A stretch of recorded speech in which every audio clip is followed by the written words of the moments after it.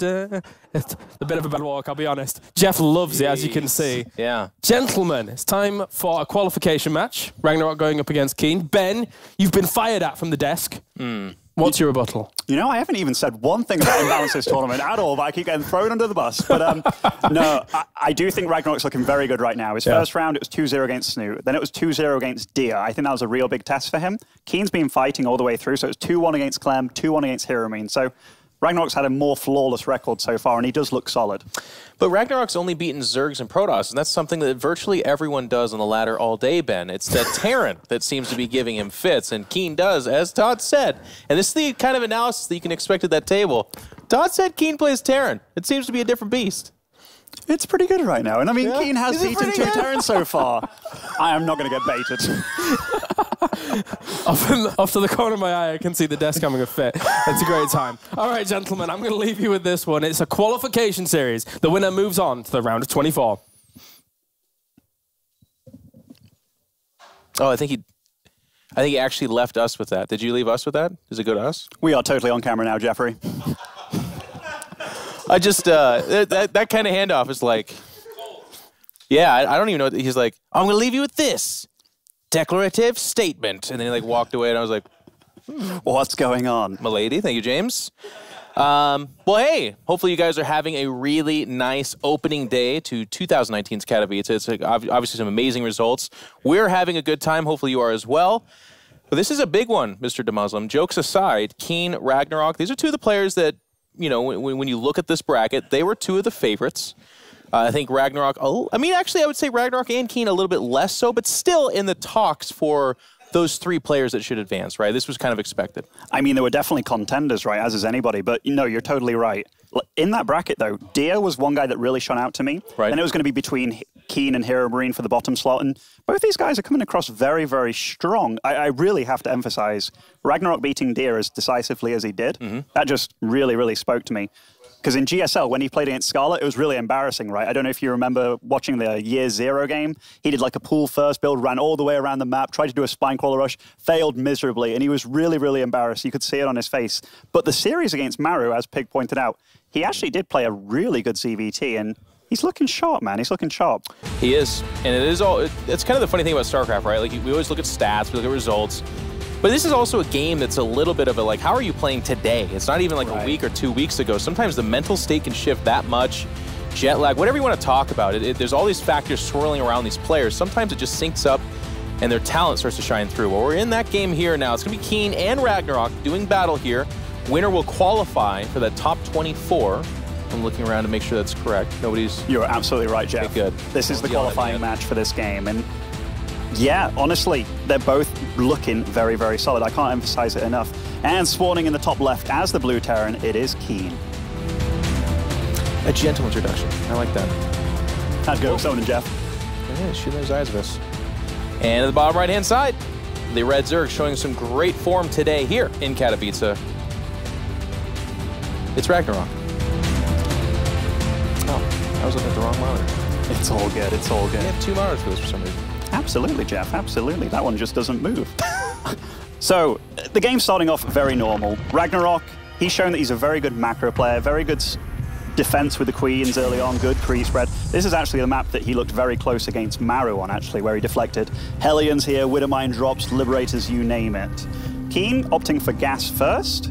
This means he's playing a little bit risky. He won't get out a Marine to deflect an Overlord or Lings potentially early on. And also, we don't know how much these guys have played against each other over in Korea, right? It could be a lot down to ladder practice, knowing your opponent a little bit extra.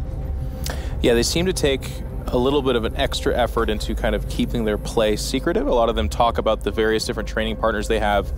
And of course, they all play ladder, but it seems even then that that's a little bit more of a like recreational practice play as opposed to the fundamentals and the die-hard practice is done there. Ben, I want to ask you a little bit about, I mean, all the rage right now, and one of the things we talked about in the pre-show with Pig was the Nidus, of course. It's so powerful right now. A lot of people are talking about that. How, I mean, at the top play, which these guys are at, obviously, how relevant is it? Is it one of those things where if you are prepared for it, does your build naturally take that into account and it's just about execution? Or do you actually have to change your build as a Terran player to defend against that Nidus adequately? There's a few players that are really good against Nidus builds. Hero Marine showed us one way to do it, but you have to be so thorough with your Reaper scout. Like, keeping that Reaper alive, not to deal damage, but just to scout what your opponent's doing, is vital. You know how people normally build like 2 Hellions, 4 Hellions, 6, the number rises? You have to quickly switch that guy off the reactor, make a tank immediately, put the barracks onto the reactor and start pumping out Marines, because it is such a super threat. You can't stop the Nidus from going up. It's all about how you defend it once it's in your base. This is a little Reaper skirmish at the start of the game. Only 2 sets of lings being made, so everything's very, very textbook in this game. A really early third by RagnaroK, so maybe he skipped out on a queen here. His drone production maybe not as far along as it could be going for this, but you get the creep spread going at the third base, and a hatchery is always nice to have down, so you don't have to deal with this Reaper. And it will get scouted immediately by KeeN, so it's good information for him. You can start to kind of paint for yourself a picture in your mind of how many drones you're dealing with, what kind of tech you can see formulating. But that fast third like that, obviously very nice for RagnaroK, because like you said too, I mean, yeah, maybe it's a little bit less on the drones, maybe 1 less slower queen or something like that, but at the end of the day, it's a lot of the same stuff. You're just kind of establishing that third base a little bit quicker. Absolutely. So we do see lots of Hellions on the way for KeeN. I don't believe, and he's going for a Viking here, so he's going to go hunt Overlords and such around the map. That can be one nice way to deal with the Nidus too, if you're ever scared about that. So that's a nice opening. It depends how he follows it up. It could be like a medevac. We saw a lot of those Marauder pressure builds where you fly over with a medevac, land the Viking, 8 Hellions turn into Hellbats and such, but so far just very, very standard and normal. KeeN does have a lot of gas that he's going to have to use on something pretty soon, so that's really the next question for KeeN. Where's he going to go from here? And it is a medevac, so wow. And this is what the Koreans do, by the way. They just run in, they find damage, or at least try to find damage, and all the lings are dead. 14 are about to pop out. Nice Evo chamber block by RagnaroK. Nice little block for right now, trying to delay the inevitable perhaps. He gets canceled, of course. It is just that block. Queen's going to wait over here, doing some pretty good damage. And it was actually a nice number of speedlings coming out before that. So yes, some missed mining time. Yes, 5 drones, but Demuz, I'm going to turn over to you. Is the damage worth it for KeeN here? I think so, including the loss of mining time. Yeah, I mean, like those lings aren't lings you want to make, and you've made them just in time, but realistically, you didn't want those Hellions getting in at all. So I think that was nice and ballsy by KeeN, honestly. Running in with 4 Hellions as opposed to 6. 6 is the magic number. 4, it's a gamble. Okay. And as we can see developing from here, it's going to be still no lair yet, by the way, for RagnaroK. So at this point in time, that's where I feel like you can see the damage being done from that run by, as that's quite delayed. Spore Crawlers are going to go up here. But again, that's all defensive. That's kind of cutting into what you would otherwise like to have, which is obviously just an untouched economy. This Viking actually came in really handy because he denied scouting, which meant that RagnaroK had to put up these spores, because it's one of those situations, right? If a Banshee does come and you don't have spores, it's kind of like GG. But this is really nice by KeeN. So these guys are going to get in this base. Nice pull away, though, also by RagnaroK. And it doesn't look like this is going to deal too much damage. Oh, jeez. Speak of the devil. Lots of damage being done by KeeN. This is really, really solid play. He's made roughly like 10 Hellions or so this game. So an unorthodox opening by KeeN, but man, he's making it work. He really is. 14 drones go down there as well, giving the worker advantage to KeeN, who, again, as we are always going to point out, has mules. So that's a bigger deal than it even looks at first glance. This harass has been pretty darn good, and as Demuz was talking about, it is just Hellion. So maybe this medevac dies right here, which it probably should. I don't see that guy getting away. Oh my god. Yes, okay. And as it does die, that's of course going to be cost for the harass, but I do have to say the harass for KeeN has been very strong so far, looking pretty good. One nice thing for RagnaroK is, given that he made so many Hellions, he knows that the next wave of something is going to be significantly delayed, because their reactor wasn't doing anything besides helping the factory. But if you do see that many Hellions, you got to be thinking about, like, is it mech? What am I up against? Now we get to see Marines at the front behind this third, so he can be like, okay, it's definitely bio. Get the Evo chambers up. He's putting up a lot of gases too, but he's just holding down Spire, the right? You think? It's very hard to hold on with Spire. Spire is almost one of those buildings that you get when you're either even or you try to get more ahead kind of thing, but I wouldn't be surprised if we see Hydralisks on this map, actually, from RagnaroK. Just to try and hold on. Does he even have a lair? Oh, he must have a lair. He has the lair, but so far nothing else. No Roach Warren, no Spire. no Hydra Den, to your point, either. It could just be melee Lings for right this second. The Viking getting some more damage here back at the other side of the map. It's always such a rough spot as a Zerg when you're almost equal in workers with your opponent as a Terran. Sees the third floating over as well. Good upgrades on the way for KeeN too. Like a 1-1 timing here could be very scary because his upgrades are coming in a lot faster than RagnaroK. Yep, and like you said, trying to get that drone count up there. So he's going to get towards 70. Still no tech here. It is literally just Lings and Queens is available to him. And now he's going to be on that back foot a little bit as the creep-killing crew shows up. That was a really good cleanup, honestly. Like, no damage done. RagnaroK's doing a good job of fending it off and reapplying the creep, but all this time he's not been able to drone up nice Widowmine shots, but nicely handled by RagnaroK. Oh wow, that was good. That was good. Really great micro from him so far, execution-wise. RagnaroK's playing very well as well. And if we consider how far behind he was, like losing 19 drones to the harass, he's done a good job of kind of getting back into this game. Don't get me wrong, he's still behind, and his choice of tech is Hydras. That's mainly just, he needs to hang on. He needs to hang on fat fighting units. Yep. Kind of drop, that spot's been a bit of a problem for him, right? He can't see over there, so they're getting a full drop-off, and then you're going to pick off the Overlord who's trying to replace that vision there as well. Is that the Viking's still alive, so it's been denying vision that whole time, and KeeN's really been utilizing that part of his play really well.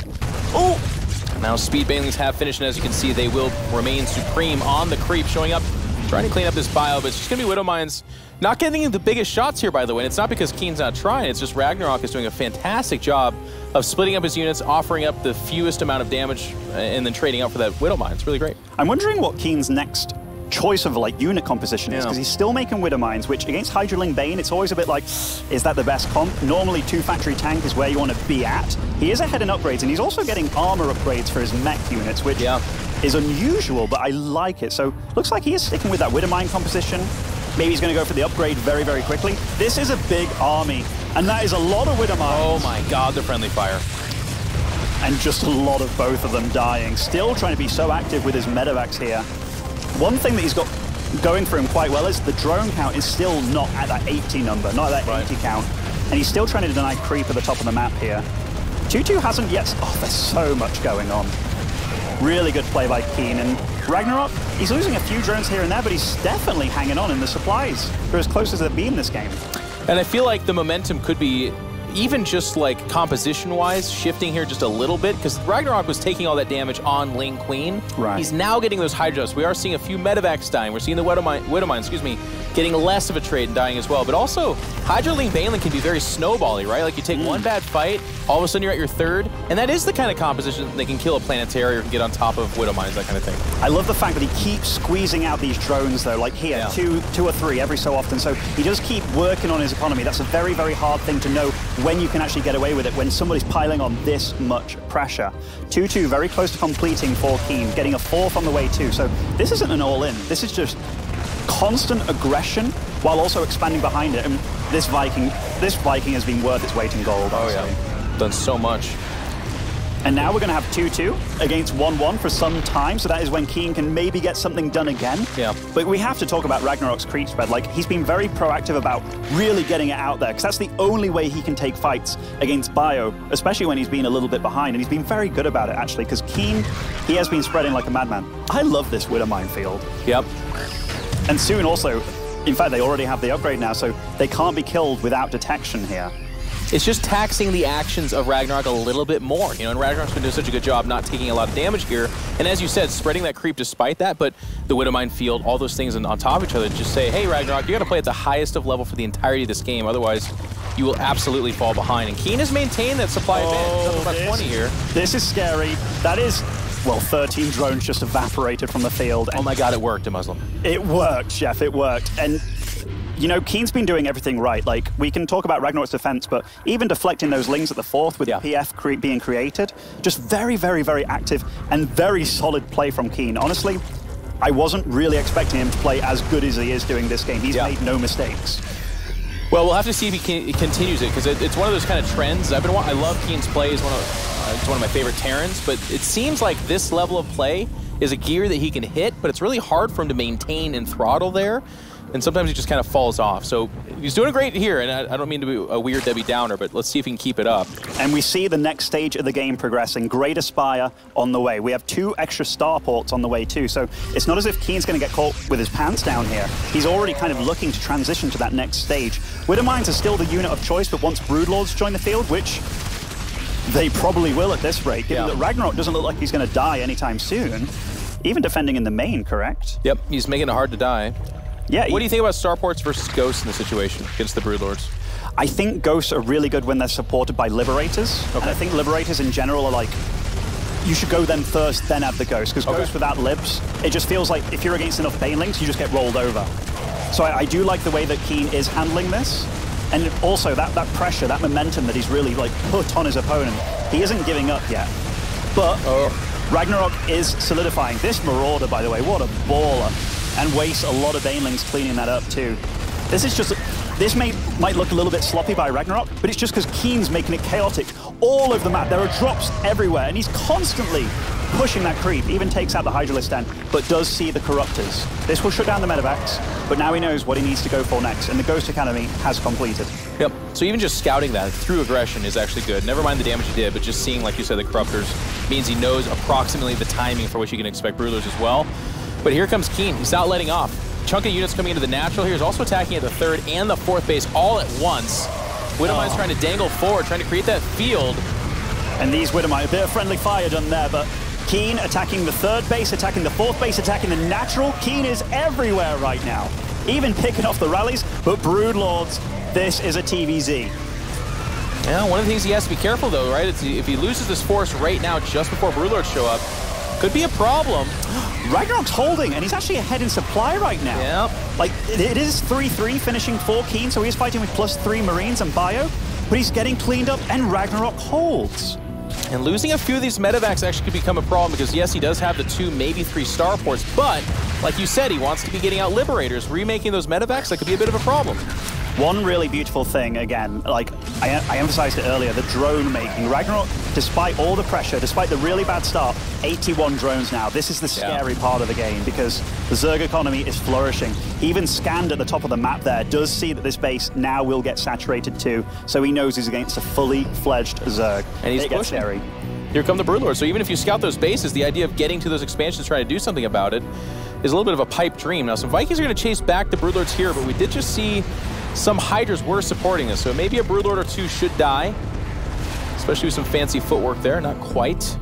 Decent bit of Broodlord surviving, honestly. Like, he ran forward, he needs some Corruptors, maybe Infestors would be great too, and he realized that. After marching halfway across the map, he was like, okay, no, I'm not going to attack yet, because I don't have the anti-air to support these. Like, Broodlords are the win unit for Zerg.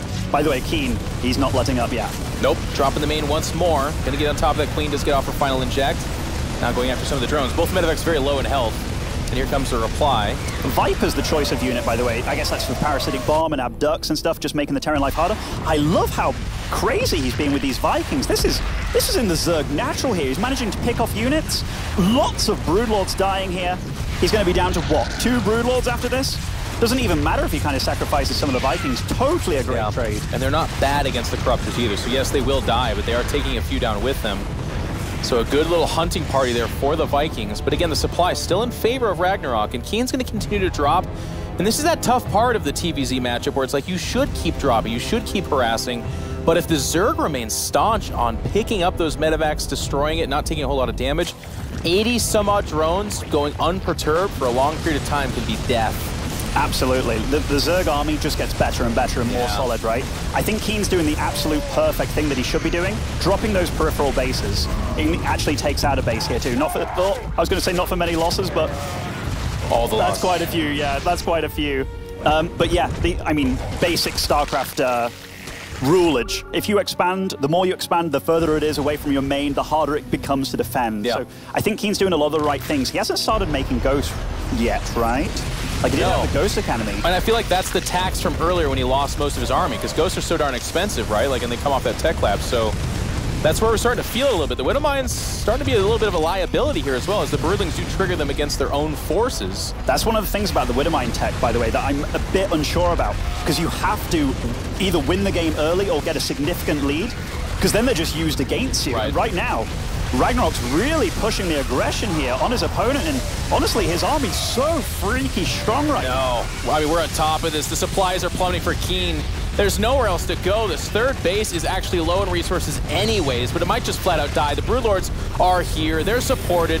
He's going to lift it up. He has expansions behind this, but he's just losing so much. Man, where is his ability to kill these Broodlords? That was the Zerg dream right there. All those SCVs running by those Banelings, and base after base, he is going for them. He could even blinding cloud this PF and just render it useless, but he's going for the anti. The pulls on the Vikings does take down the PF as well. So many SCVs are dying. Hydra's underneath the Vikings as well. Beautifully played by RagnaroK, getting thoroughly back into this game, and after such a rocky start, he really showcased that he's very solid in ZVT. A rocky start, but an amazing defense the entire time, right? Like, the only reason it was rocky was because of the level KeeN was hitting. Right. It looked like he did everything he could to try and crack this egg, but RagnaroK would just not let it happen. He would not die, and now he's knocking on the natural. He's going to be on top of that production in a second. RagnaroK is looking to secure for himself a game #1 win and get himself one step closer to qualification.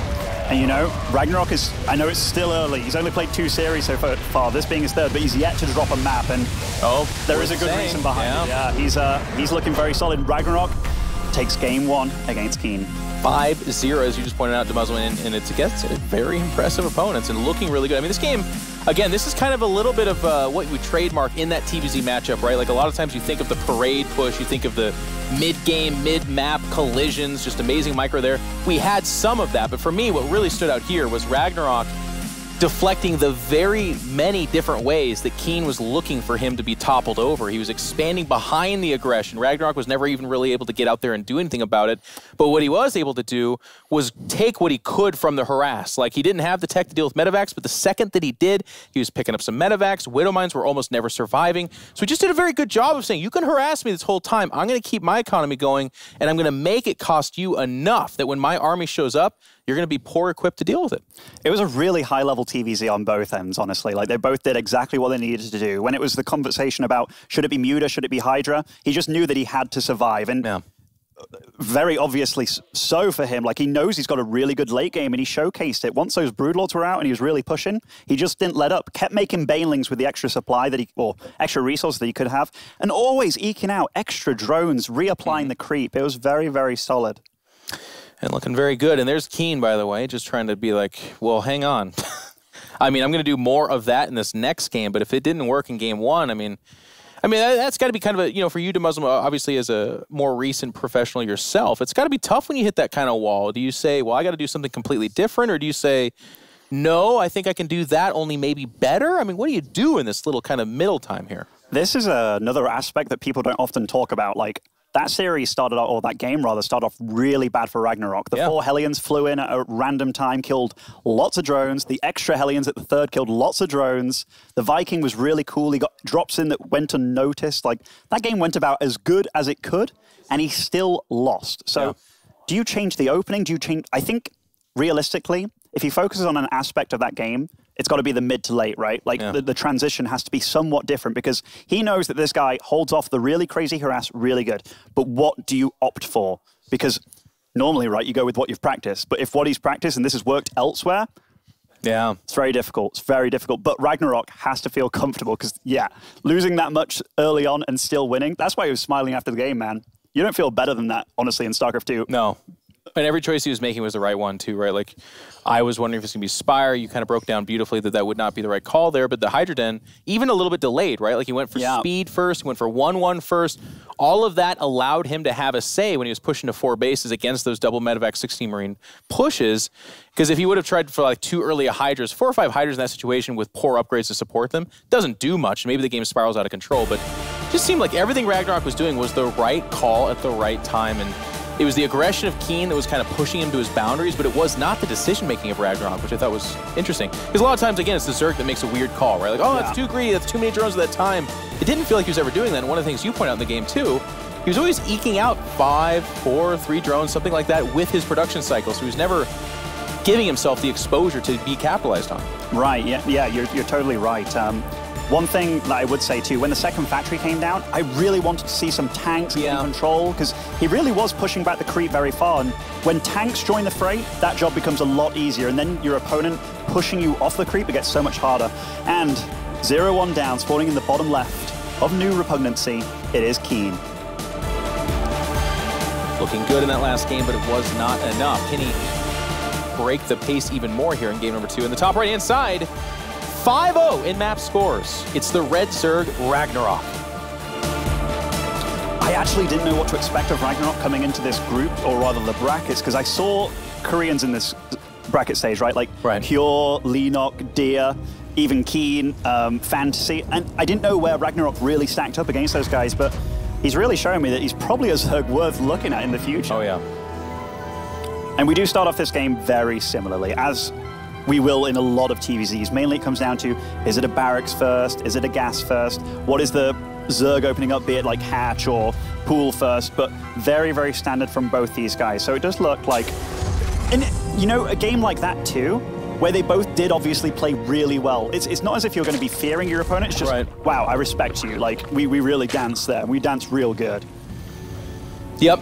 And I don't think it's nearly as like mentally annihilating for KeeN as some might wonder as well. It is a different map, and there is a couple like, there's always kind of the mental excuse you can give for yourself. Where like, well, if I would have done this a little bit differently, maybe the results would have been dramatically different. You don't face RagnaroK in that game and then go, there's nothing I can do. He's invincible.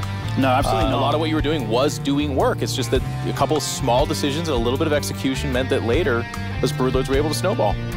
One thing that I like that KeeN's doing here, by the way, so he does opt for the gas first with the Reaper, meaning you skip the Marine, but he went and scouted with an SCV just to make sure that it's not anything crazy, right? Like, you do get those early Ravagers sometimes, you do get early Lings sometimes. He's also coming to block the third against RagnaroK. Yeah. Is he going to be on his toes though? No. Oh! Is this even going to be in time? It is, because he doesn't have 300 minerals to build the hatchery. So this is already throwing RagnaroK off a little bit. Lings do come. Third goes down at 2 minute 30. In fact, RagnaroK's handling this very well. This is just nice info, though, for KeeN to know that he's not going to lose to something daft early on. Yeah. Again, and it's also worth noting, too, last game he was able to get that kind of cheeky, faster third. So it's just KeeN trying to throw it off a little bit, but also scout for himself that maybe he's doing exactly the same thing, at least thus far. So like you said, doesn't want to die to something cheaply, but at the same time wants to kind of assure himself, okay, RagnaroK maybe mentally says, last game went so darn well, why would I change it? Let's just do something very similar. Maybe it's not Hydras, maybe it is Spire or something like that, but at the same point, he knows that like 6-7 minutes of the same stuff is coming his way.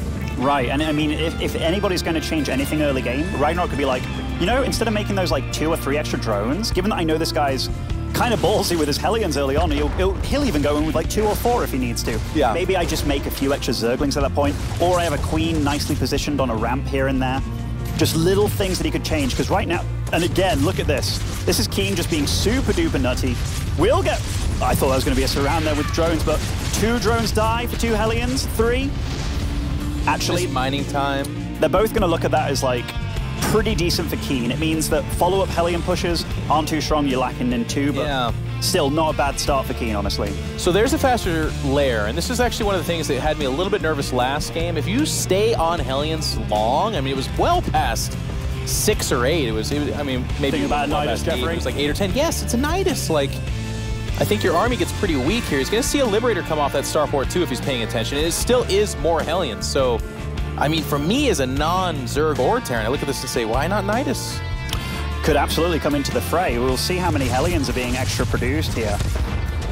So the Queens do hold off the harass. We have Stim on the way. It's a very similar opening for KeeN. Like, he wants to be aggressive with Hellions. He wants to use actually a second Liberator on the way too. But he has the Lings here for this squad of Hellions, so that's nice for him. Won't be taking too much economic damage, if any. No. Lair's about to finish. I say that, but then we have, And he made a Spore already too, because he saw it from the main base with the Overlord, so good scouting by RagnaroK, and decently handled. Also being efficient about the moving of the Spore already too. Yeah. That's one thing that I go crazy when I see a Liberator and Spores don't move, Queens don't move or anything, but he didn't take any damage from that whatsoever. KeeN, very relentless though, with his wanting to deal damage with the Hellions and just kind of... fearless. Yeah. Even though he's only kind of killing Lings at this point with the Hellions, it's still not drones being constantly made, right? So it's something. And I think there is a second Liberator on the field. Did he just lose that one? Let's see. Okay, there it is. So the other one did die, I do think, at the third base. But this is very textbook TVZ. Terran tries to slow down the Zerg. Zerg just tries to survive while getting creep spread out on the map. Now, what is KeeN going to opt for? This is a very quick gas, like third and fourth gas. It's just going very standard bio here. Now, what is that add-on? Is that a tech lab on the factory or a reactor? Because that could dictate. It is a tech lab, so probably tanks this game. I like the choice. I like the change of pace. If your opponent holds off Widow Mines really, really well, and also, one thing that separates Zerg players is how they split their Ling Baneling against Widow Mines. And RagnaroK did that really well last game. He did. And just as an update on tech-wise here, I don't think it's going to be nice at all. It's going to be melee again. There's the Spire, so a little bit different instead of the Hydra Den. But he delays that a little bit. Yeah, I think that's because he feels a little bit ahead this game / even, so he knows, aha, I can just get more ahead with this. He doesn't necessarily need to play the super defensive card, trying to crawl his way back in the game. And how frustrating is that, too? Because with the tech labs on the factory, if you're correct, if it is tanks, and so far none coming out, but it should be those tanks, all of a sudden Muta show up, there's the first tank. It's like, I mean, yes, you can make Thors off this, but you're still hoping, like, you would rather have Widow Mines and Bio, right? Absolutely, absolutely. So RagnaroK's just making good mental calls, too, and while I did like the tank, I still like the ability to make tanks in this situation because it's a different map, too. Holding the middle with the ramp going up, it's hard to creep spread up that on the last map. Okay. But on this map, it's much more flat, so it's harder to push that creep constantly back. This is just a nice little run by RagnaroK, trying to get damage done where he can, even delaying this landing by a little bit. Just annoying. 4 or 5 Marines, or excuse me, Zerglings for 3 Marines and a little bit of harass, not a big deal. But that drop's going to find another hole here. However, there's enough ready for this that it's going to be pushed back. Now, one of the things to kind of keep in mind is the Spire went down in a little bit of a weird spot, and because in the last game Hydras were delayed, I don't know that there's any reason for KeeN to believe he's facing something different necessarily, right? Like the fact that he hasn't seen Hydras yet is not the weirdest thing for him, given last game. And if you play against a guy that's dropped Frenzy and all of a sudden you fly 3 medevacs into Mutas, man, that sucks. KeeN's getting a little bit of damage done here. He's delaying creep as well. He thought this could potentially be the 4th, but he's got to know now that RagnaroK is actually expanding down the map, which I do think is really good, actually. And Mutas, he sees them. They're out on the field now. This is where, wow, he's just sacrificing the medevacs. I guess that's just to buy time so the Mutas don't go to his side of the map. Well, I think he knew they wouldn't get away as well, right? Right, and to your point, if he does chase back towards his own half the map, that's where the Mutas want to go anyway. So this gives him time to have the missile turrets finish, get some bio force around. But he is on the back foot all of a sudden. He's been wanting to drop. He's been wanting to harass. He's been making tanks, hoping to plan for Hydras, and now he's got to shift around. This is when the game gets really fun for a Zerg, by the way, when you're the guy that gets to be aggressive. He's got up to 80 drones, by the way, 7 overlords at once. His economy is flourishing, lots of lings. Like, you don't really want to go too far past 80 drones. Right now, it's just going to be units, units, units. Creep spread, what can KeeN do from this position? We do see that he's opting for a Thor. He's also getting Widow Mines, so I think that's pretty smart, actually. Like, the Thor, Widow Mine, bio composition, very solid. How do you handle it late game, though? Because that was a nice catch, getting a few Muta there. Because it's only a matter of time before his opponent starts taking to Hive, and then we're in that kind of trouble all over again. It is still more Mutas coming out, though, so the Muta count is going to be quite high. Other than that, though, it is just Ling Banelings and decent upgrades across the board. No Hive just yet. This creep's getting out of control, though. Like, it's okay when you can limit it in one place, like at the start of the plant, but when it's everywhere, it's so difficult. And this is a nice little fight for KeeN, but the supply, Jeff, this is RagnaroK so far ahead in that department. More Banelings joining the mix, 2-2 on the way for both players, honestly, but very close in the upgrade time. This is just the difference, right? In one game, you kill 19 drones at the start. This game, you don't kill barely anything. And then you have the guy that you were struggling against in the late game just be so far ahead in the mid. By the way, he must have so many Lings and Banelings at this point. I've just seen 20. Wow, he's going to have up to 60 Banelings or something very, very soon. And that is perfect against Bio Widow Mine. Wow, that is a huge flock if I've ever seen one. Yeah, it becomes one of those situations where I'm like, how does anyone ever deal with this? And we're going to have to see that right here as the Bandits come waddling in the tanks. Fire. Not a bad little base here, though, and he does kite backwards. They are off creep, so It's about as well done as KeeN could possibly do, but there still might just be too much. That was some really juicy Widowmine shots, but this is a lot of RagnaroK, still a lot of Banelings, really good splits. And these Marines are kind of holding on at the third base against the Banelings. KeeN, it looks like he's kind of surviving. That Thor holding on strong against the Mutalisk as well. I tell you what, that was a good hold by KeeN. He really focus-fired the Banelings with the siege tanks and did everything that he could, but he's still behind, Jack. Yeah. He's still behind. And RagnaroK, he's looking very fresh here, even taking a 5th behind this. A 5th base behind that. He's teching up himself. He's reloading. It's still more Mutas, Lings, and Banelings. He has the Infestation Pit, but no Hive just yet. That's a little bit of a, I would say, a mistake of sorts. Not even a mistake, perhaps, but a lack in execution, because all of a sudden 3-3 is queued up for KeeN. And the longer we go, where if you're just trying to be aggressive off a Mutaling Baneling, if it doesn't succeed, it becomes an all-in situation pretty quickly. Yeah, if we asked RagnaroK, like, what was going through your mind when you attacked that, you probably thought, I think he's going to die, you know? Like, I've got a lot of units. And he is just holding down that Zergling key, getting Banelings in the field, not really using the gas on Mutas at all, and in fact, doesn't even have gases on his 4th. So this is a very, very heavy lava mineral style. And I mean, we'll see how it pays off, because very soon there's going to be a PF up. This is really nice, though. Going for the natural, kills the turret immediately, and this is a... Oh my god. That is a lot of Zerg too. Nice. Planetary.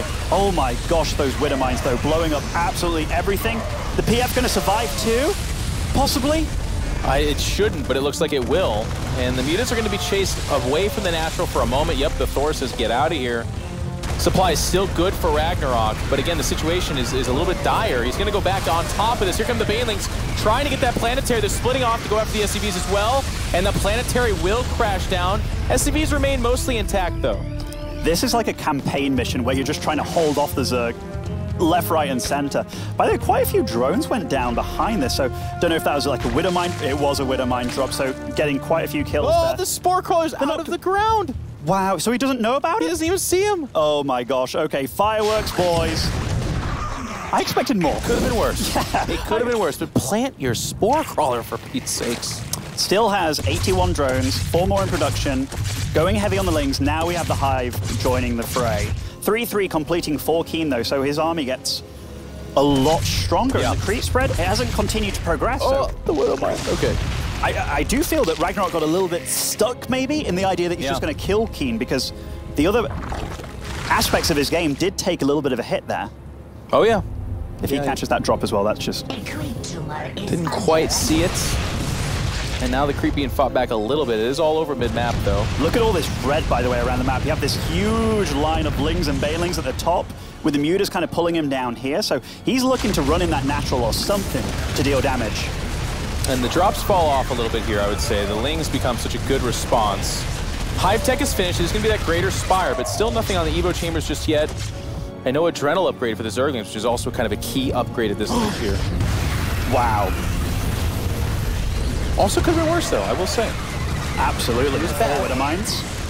I'd have split them up a little bit, Yeah. you know, try and get even bigger, juicier shots. It's almost even better that they found that, though, because they're there for Mutas, not really Ling counter. I mean, of course, it acts as a nice Ling counter as well, but if the Mutas show up over there like they did earlier... Trouble. Oh, yeah.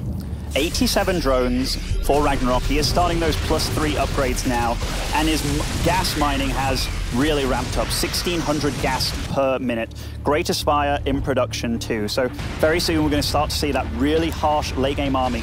And KeeN, he's not in as good a situation as he was last game, where he already had the starports made, his 2nd and 3rd, for the Broodlord switch. In that case, I agree, but I would say otherwise he's doing just fine, right? He's pushing the map, he's up an army supply.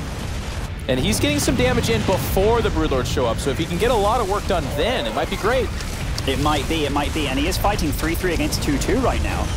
That's it, like, this is as good as it's going to get for KeeN, I believe. But those 7 Broodlords... Oh my god. And that's a lot of Widowmines. It's a lot of Widowmines. So RagnaroK's just trying to buy time here. He's trying to keep his opponent at bay. He's using everything he can. The Mutas in his base. Broodlords above the 3rd, though. They're going to start to be able to defend very, very comfortably against just bio. Oh, and here comes the counterattack, right? Or not even counterattack necessarily, but counter-push against the attack.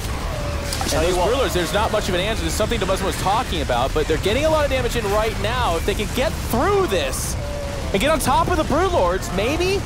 Oh, nice positioning with the Broods. He tried to get under them. The supply's so damn close. By the way, Evo Chambers at your 3rd? What an odd location. Lost Yeah. +3. Lost +3. And that is a... Oh! All those Wither Mines just died to a Baneling dying on top of them. KeeN gets the third, gets out of there. But what's the response to the Broodlords? Yeah. There's only 2 Vikings at a time. 2 starports are in production, so he will have something, but... But with no add-ons, right? So yes, I'm making, what, Vikings 2 or 3 or 4 at a time, maybe? But only just now making, there still is the Mutas out here, which is not a great answer to Vikings, but it is still something. By the way, there's one thing I love about this map. Look at the creep spread clear in an arrow directly through the middle.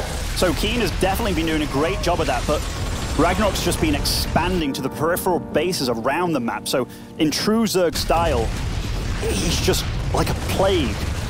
Yep, an infestation, if you will, and he's pushing forward right now. There's just a couple Thors, and now some Vikings trying to do what they can, but here come the Banelings trying to get on top of this force. They're chasing the Marines around the middle area, but there's Broodlords on the other side of that, and the supplies for KeeN are plummeting here. He's holding on a little bit, but there's just no army anymore. This base is going to be forfeit in a few moments. Yeah, you don't deal with Broodlords and a bit more Banelings coming in 18, 28 Zerglings at a time. His economy's so good. 3.3k minerals, 1.2k gas. He is tripling the income of KeeN right the now. Banelings, the finisher. And that's a wounder right there. You can't keep that PF up. 60 supply lead, and he has a super... He's even holding down the drone key. Over 90 drones. This man is confident. Switching to ultras if it's necessary, but I'm not seeing a scenario where that comes into play. GG's called out. KeeN's had enough. RagnaroK, a perfect 6-0. Nicely done. This game, he was pushed back. It was looking pretty dicey there, losing the Evo Chambers, losing the Natch, losing the third, but those Broodlords, there was just no answer for him, Ben. No answer, and we saw real changes in both their play, actually. Like, they both evolved throughout the series. KeeN started off with a very random Hellion attack, which RagnaroK then thwarted in the second game. He did it a little bit better. The 2 Hellions only got 3 drone kills this time, as opposed to, you know, the whole attack getting 19. So KeeN really tried to stick with the same kind of stuff like the Hellion play, but then he tried to get tanks later on instead. I liked that, but then it was Mutas from RagnaroK because he was more ahead that game. Honestly, RagnaroK looked very complete and just very solid in that series. Yep, his defense will be what kind of sticks out from this for me, but let's stop talking about our thoughts about this and head over to Smix to hear the thoughts of RagnaroK and what he thought of his performance so far.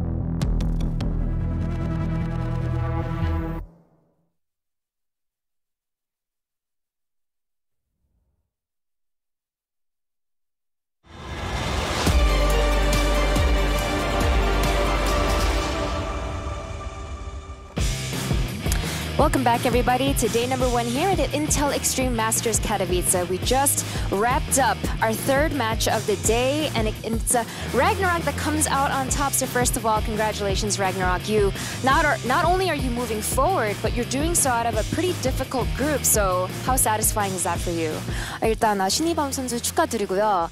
진출도 진출이지만 가장 좀 되게 어려운 대진표여서 진출한 만큼 더 기분도 좋을 것 같은데 실제로 어떤지 얘기해 주세요. 일단 저는 엄청 어려울 거라고 생각했거든요. 근데 이제 백동준 선수와 디어 선수와의 대결이 이거를 올라가냐 마냐라고 생각을 했어요. 저는. 근데 생각보다 그 디어 선수랑 할 때 쉽게 이겨가지고 자신감을 좀 얻었던 것 같아요. So he says, for sure, I thought it was going to be really, really hard. And in fact, in my series against Deer, I kind of thought of that match as the deciding factor as to whether I'd be able to advance or not. And thankfully, that series worked out really well in my favor. I was able to win there. And I think after that, I gained a lot of confidence in that I would be able to move forward, period. And in this series against KeeN, I want to talk about map number 1 because he was super offensive for most of the entire map. He was dropping everywhere. Was there any time that you were worried at all? 이제 황규석 선수와 첫 경기에 대해서 물어보고 싶은데 되게 멀티 드랍도 많이 하면서 견제를 많이 했는데 그 중에서 걱정한 적이 있었나요? 일단 처음부터 계속 화염차가 오는 그런 계속 견제하는 식으로 하더라고요.